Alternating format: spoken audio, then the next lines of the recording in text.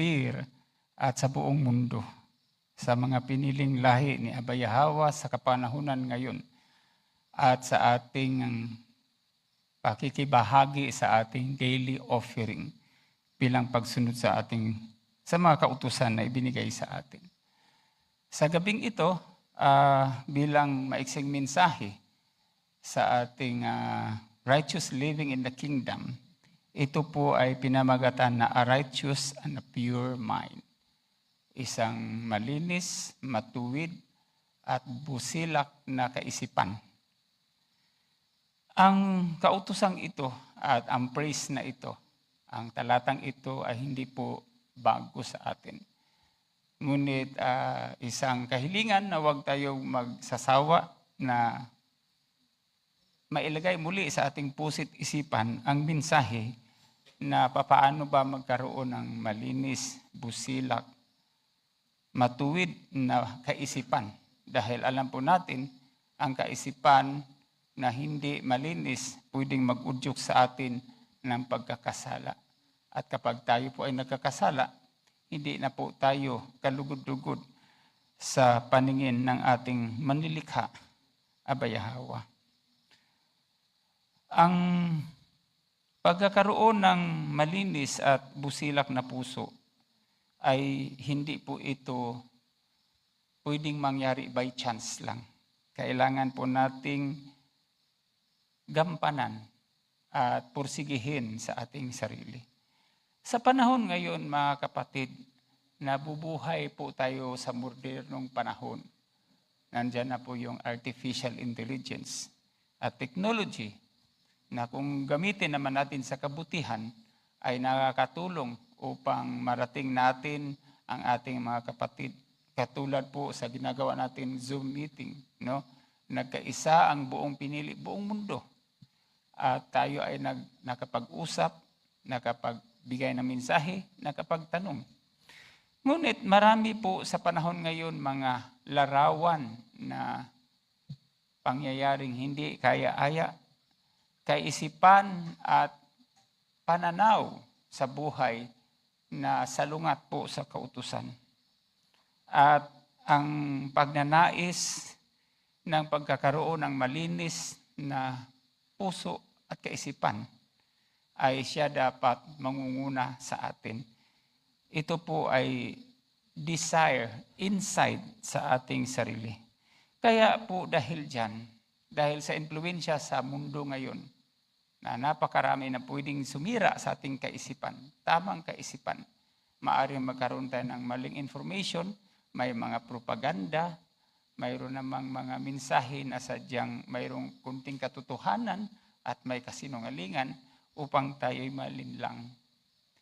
Ang tanong, anong kaisipan ba mayroon dapat tayo?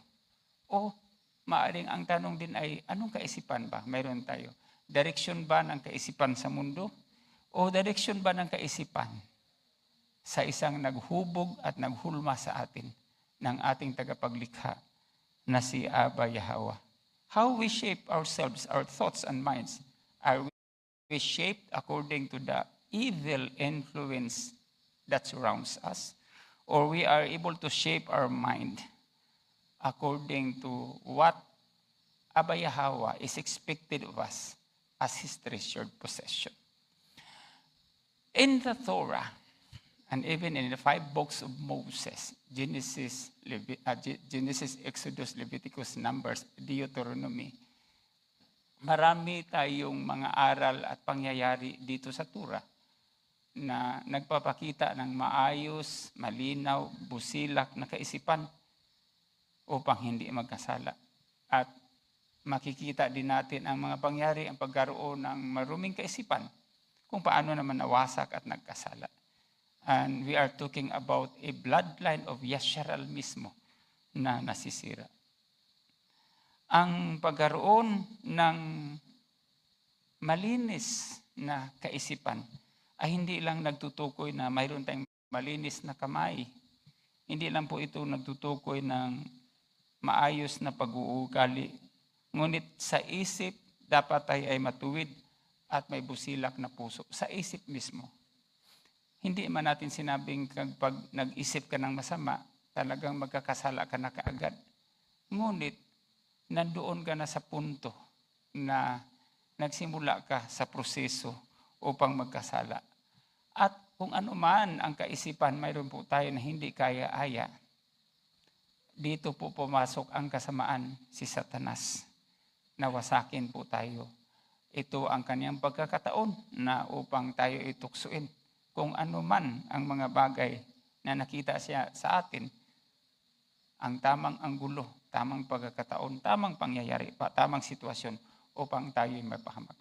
Tandaan po natin sa mga mensahe natin nakaraan na sinasabi natin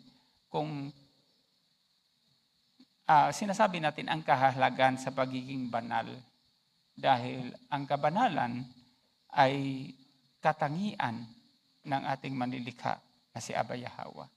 At ang kabanalan na ito ay hindi po ito suggestion sa atin. Ang kabanalan na ito ay ipinag-uutos po sa atin. Yan po yung nakasulat sa Leviticus chapter 19, verse 2. Ipinag-uutos po sa atin ating Aba Yahweh na dapat tayo ay magkaroon ng kabanalan. Kapag nagkaroon tayo ng kabanalan sa ating sarili, maiiwasan po natin ang pagkakaroon ng maruming isip. Datapwat, mabalitan po ito ng busilak na puso. Mga kapatid, dahil sa maaring influensya sa paligid, paano ba natin mabantayan? Or shall we say, how we can guard our minds according to what we see? Okay? Ang mga gawain sa mga taong nakapaligid sa atin, hindi po natin kontrol yun. Kung gusto man niyang magsuot ng sobrang iksi na damit at masyadong overbearing na, masyadong masyadong lantaran na, wala kang magagawa doon. At ito'y nagkataong nakita mo sa mata. So ang tanong, paano natin protektahan yung ating puso upang hindi tayo magkaroon ng maruming puso at magkaroon tayo ng busilak na puso?